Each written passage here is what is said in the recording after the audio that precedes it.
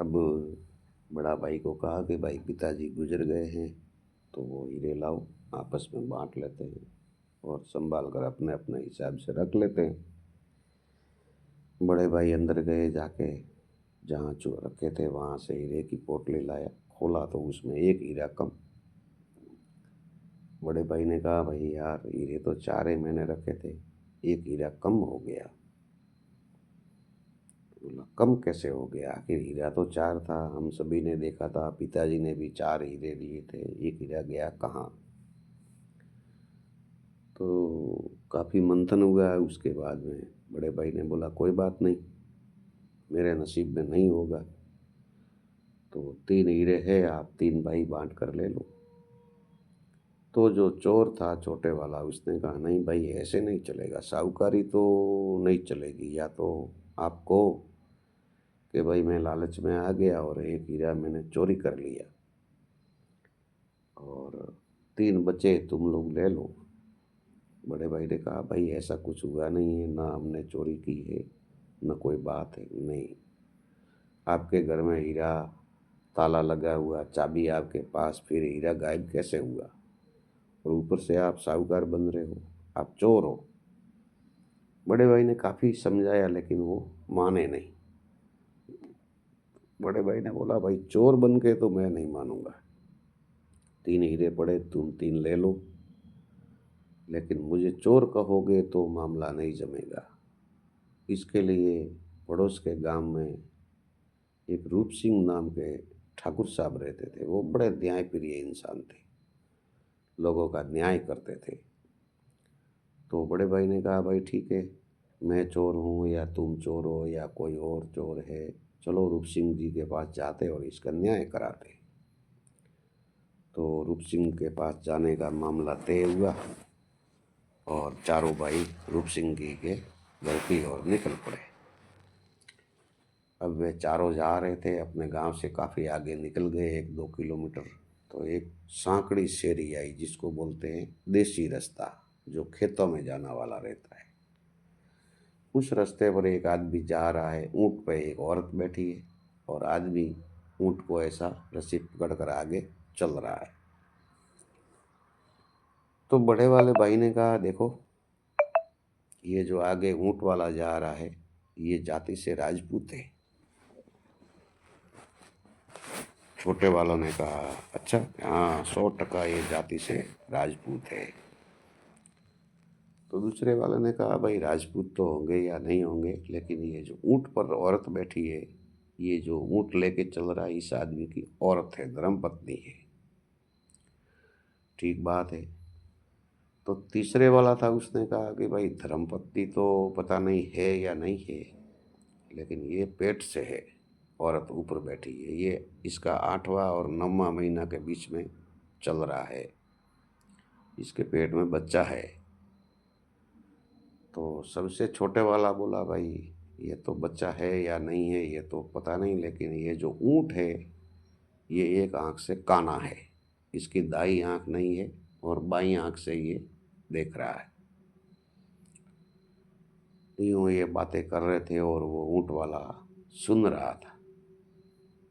उसने बोला ये पीछे आ रहे चार लोगों ने एग्जैक्ट बात करी है मेरे बारे में, मैं राजपूत भी हूँ, पति पत्नी भी है हम, इसके पेट में बच्चा भी है और ऊँट काना भी है बड़े तजुर्बे वाले और समझदार लोग। मन में ऐसा विचार किया और वो आगे चलकर उसका गांव आया, उसके घर गया, ऊँट को खूंटे पे बांधा और धर्मपत्नी जी को नीचे उतारा और घर में भेज दिया। अब वे चारों भी रूप सिंह का घर पूछते पूछते उसी ऊँट वाले के घर पे पहुंच गए। उन्होंने देखा वही ऊँट, वही आदमी। तो उन्होंने मन में विचार किया कि यार ये तो वो ऊँट वाला ही था जो आगे आगे जा रहा था। उन्होंने जय माता जी का किया, राम राम किया। बड़े भाई ने पूछा कि भाई रूप सिंह जी का घर यही है? तो रूप सिंह ने कहा हाँ भाई यही है, आओ आओ बैठो। चारों के लिए खटिया डाली, पानी का लोटा दिया और फिर आने का कारण पूछा। तो बड़े भाई ने कहा हुक्म ऐसी बात है, हमारे पिताजी ने 4 हीरे दिए थे, जो मेरे पास थे, लेकिन उनमें से एक हीरा चोरी हो गया, हमें उस चोर को पकड़ना है। तो रूप सिंह ने कहा वो तो खैर बाद में बात है, चोर को पकड़ लेंगे, तुम चिंता मत करो, लेकिन पहले मेरे समस्या का समाधान करो। तुम खुद इतने गुणवान हो, समझदार हो, देखो मैं तुम्हारे से आगे ऊँट पे आ रहा था, मेरी पत्नी ऊपर बैठी थी, तो फर्स्ट वाले ने कहा कि भाई ये राजपूत है, सेकंड वाले ने कहा ये औरत इसकी पत्नी है, तीसरे वाले ने कहा कि भाई ये पेट से इसके पेट में बच्चा है, और चौथे वाले ने कहा ऊँट काना है। ये तुमको कैसे मालूम पड़ा? तो बड़े भाई ने कहा ऐसी बात है हुक्म, आपके कमर में तलवार लटक रही थी। तो यूं तो तलवार कोई भी रखता है, ऐसी बात नहीं है कि क्षत्रिय ही रखते हैं, लेकिन आपके तलवार जो कमर में थी उसकी मूठ पर आपका हाथ था। तो ये अंदाज केवल राजपूतों में होता है। ठीक है। दूसरे वाले ने कहा कि भाई ये जो मैडम आपकी धर्मपत्नी जी ऊपर बैठी थी, बातों बातों में हंसते हुए आप उसकी जंघा पे और पैर पे ऐसे टपकी मार रहे थे। तो जाहिर सी बात है, कोई बहन बेटी के जंघा पे या पैर पे कोई ऐसी टपकी मारेगा नहीं। ऐसा वातावरण तो मियाँ बीवी में ही होता है। ये भी ठीक है। तीसरे वाले ने कहा कि भाई काफ़ी आगे जाके ऊँट को बिठाया और आपने सहारा देकर इन बहन जी को नीचे उतारा, फिर इनको लघु शंका यानी पेशाब पानी के लिए जाना था, वे गई। तो बैठी तो अपने घुटने पे वजन दे के बैठी, और खड़ी हुई तो दोनों घुटनों पे ऐसा वजन दे के खड़ी हुई। तो मैंने कहा कि भाई इसके पेट में बच्चा है, इतनी तकलीफ से बैठना और उठना कोई डिलीवरी वाली ही औरत के हो सकता है। ये भी ठीक है। तो चौथे वाले ने कहा जब आगे चल के एक शेरी बहुत सांकड़ी आ गई थी, वहाँ दोनों बाजू नीम के पेड़ थे। तो ये ऊँट चलते चलते बाएं बाएं भाग में ही ऊँट को नीमड़े को खा रहा था, कभी यहाँ मुंह मार रहा, कभी वहाँ मुंह मार रहा, लेकिन दाहिने भाग में उसने एक बार भी नहीं खाया, नहीं मुंह मारा। इससे मैंने अंदाजा लगाया कि ये ऊँट काना है। रूप सिंह ने कहा 100% सत्य बात है, अब तुम्हारी समस्या तो तुमने बता दी है, चलो मैं फैसला करता हूँ।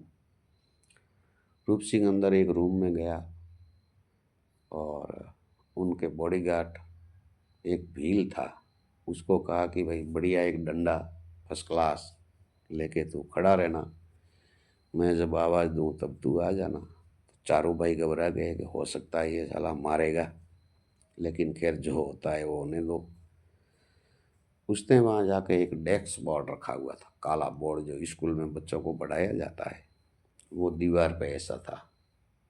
उन्होंने कहा कि देखो भाई मैं एक तस्वीर बना रहा हूँ तुम्हारे बाप की, मेरे पास ये सारे रंग हैं, तो तुम्हारे पिताजी की शक्ल सूरत बोलिया कैसा था तुम बताया करो।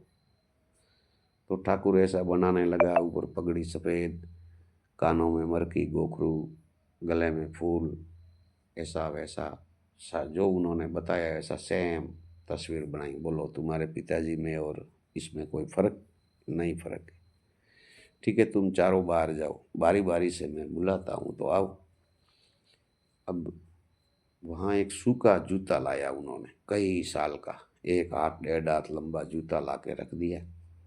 तस्वीर सामने, सबसे बड़े वाले को बुलाया, आओ भाई, हाँ देखो हीरे मेरे पास बहुत है, तुम लोग आपस में लड़ रहे हो एक हीरे के लिए, मैं तुमको 2 हीरे दे दूंगा, ये देखो वाटका भरा हुआ पड़ा हीरे का, लेकिन शर्त ये है कि ये एक जूता तुम्हारे बाप की तस्वीर पे मारने का। बड़े भाई ने कहा हुक्म, इससे अच्छा आप मेरे को चोर बना दो, बाप की तस्वीर पे जूता मारो या बाप पे मारो, ये तो संभव ही नहीं है। मेरे पिताजी की तस्वीर है और उसको मैं जूता मारूं, इतना नीच कमीना तो मैं हूं नहीं, आप मुझे चोर बना दो। ठीक है तू जा। दूसरे वाले को भी यही कहा, तीसरे वाले को भी यही कहा। चौथे वाले का नंबर आया, उसने कहा भाई देखो हीरे मेरे पास बहुत है, मैं तेरे को 2 हीरे दे दूंगा, एक तो तेरे हिस्से वाला जो झगड़ा खत्म हो जाएगा, दूसरा एक इनाम है, लेकिन भाई शर्त ये है कि ये जूता है ना तेरे बाप की तस्वीर को मारने का, एक जोरदार यहाँ। छोटे वाले ने, मास्टर ने कहा, एक नहीं हुक्म तो 4 मारना है मुझे इसको। इस हरामजादे बूढ़े मेरे बाप को मैंने अपने साथ रखा, इसकी गंदगी साफ की, मेरी पत्नी ने इसके कपड़े धोए, इसको गरमा गर्म खिलाया, और ये मरने से पहले जो 4 हीरे थे वो मुझे दे देता तो इसके बाप का क्या जाता। लेकिन मेरे इस कमीने बाप ने चारों में एक एक बांट दिया। इनकी सेवा मैंने की और फल चारों को दे दिया, इसलिए मैं इनको 4 जूते मारना चाहता हूँ।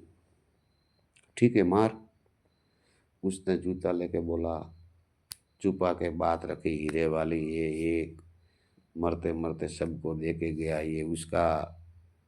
मैंने इतना दिन तेरी सेवा की, तुझे कोई मेरी परीक्षा ही नहीं। मेरी वाइफ ने तेरे कपड़े मैले कुचले धोए। हरामजादे मेरा बाप था कि दुश्मन था तू। ऐसा करके 4 जूते मारे। ठीक है जा बाहर। चारों भाई बैठे थे। बॉडीगार्ड को बोला, बॉडीगार्ड के हाँ इस छोटे वाले को नीचे झुका के इसकी गांड पे 2 डंडे मार। बॉडीगार्ड आया, फटाक से उसको यहाँ से पकड़ा और एक डंडा जाने दिया यहाँ पीठ पे, धड़ाक जैसे लगा, ऐसे तो चमड़ी उतर गई। अरे माली, चोर ये है साला जो हीरे के लिए अपने बाप को जूते मार सकता है। अगर अपना बाप जिंदा रहता इसका तो ये इसके बाप का कत्ल भी कर सकता था। इसी ने हीरा चुराया है। तुम तीनों शरीफ हो और बड़ा भाई तो भगवान के जैसे। बोल सच। के मालिक मारो मत, मैंने गलती कर दिया, मैं मेरी औरत की बातों में आ गया, एक हीरा तो मैंने ही चुराया है। तो साथियों, कथा ये है कि जो बेटा लालचवश आकर अपने बाप को तो क्या, अपने बाप की तस्वीर को भी ऐसा गंदी नज़रों से देखता है या गलत कमेंट करता है या जूता मार देता है, उस भाई पर कभी भरोसा मत करो। समय आने पर वो कत्ल भी कर सकता है। इसे कहते हैं पूत कपूत।